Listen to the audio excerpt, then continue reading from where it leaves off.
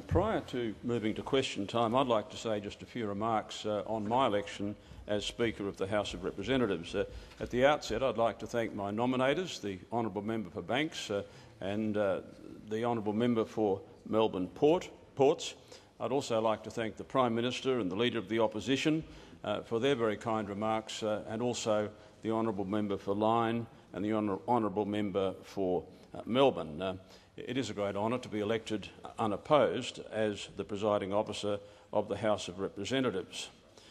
I'd also like to place on record my tribute to the former Speaker, the Honourable Member for Scullin.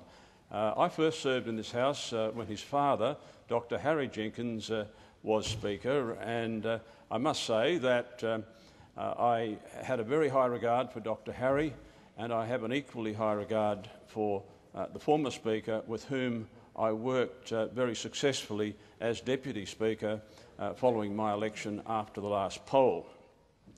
I saw the Honourable Member for Scullin smile when I mentioned his father, because when I was first elected as a member of this place, I was a member of what they used to call Cocky's Corner, that is the National Party.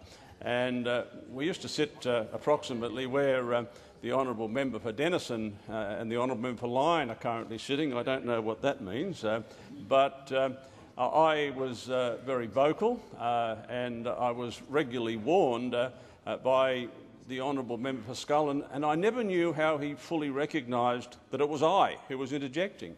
And as I mentioned when I was elected as Deputy Speaker, it turned out that Mrs Wendy Jenkins, Harry's mother and Dr Harry's wife, used to sit in the Speaker's gallery and apparently point me out as the person who indeed was the offender. Look, I must say that during the time I've been in this Parliament, I've been ejected from the House on 5 occasions, not as often, of course, as the Leader of the House, I think 34 times, or the member for Sturt, 32 times. The Honourable Member for Dixon, I don't know whether he's looking to add to his 18 times, but I think this is a robust place, and I would like to see members be as well behaved as possible.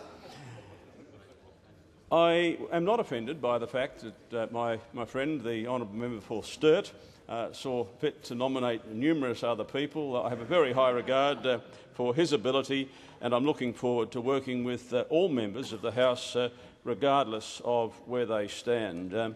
I do intend to be an independent Speaker in the Westminster tradition, and I hope that this is establishing a principle which will be followed by Speakers in other parliaments. I'm doing this for a number of reasons. I strongly believe that the Speaker ought to be independent in this Parliament.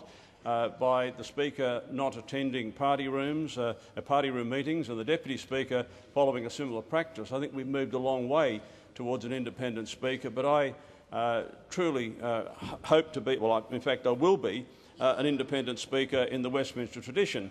And I noticed that on 4 occasions in September 2010, the Leader of the Opposition said that that was his preference as far as a model for Speakership is concerned.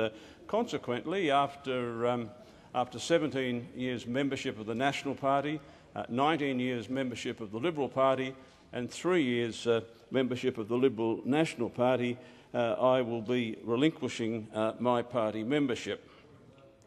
I must say that I've been encouraged in this opportunity to serve the Parliament in a new way by the actions of some people in the Liberal National Party in recent times. I will endeavour, as I did as Deputy Speaker, to discharge my duty as Speaker in a non-partisan manner. Frankly, I've got to admit that I'm not perfect and I've made some mistakes, as some of the colourful stories about me reveal.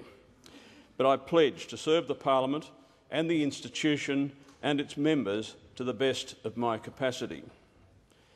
I would like to thank my wife Inga, my children, Nicholas and Alexandra. I'd like to thank my staff. I'd also like to thank colleagues on both sides of the House for their support over my 21 years' service as a member of the Australian Parliament. It's a very great privilege to serve in this parliament representing the electorate of Fisher on the Sunshine Coast, and I'm looking forward to continuing to serve that electorate in the future. I would just like to conclude by saying that my door will always be open to all members, and I look forward to working with everyone, regardless of which side of the parliament people happen to be sitting on, because I think this institution is greater than any of us.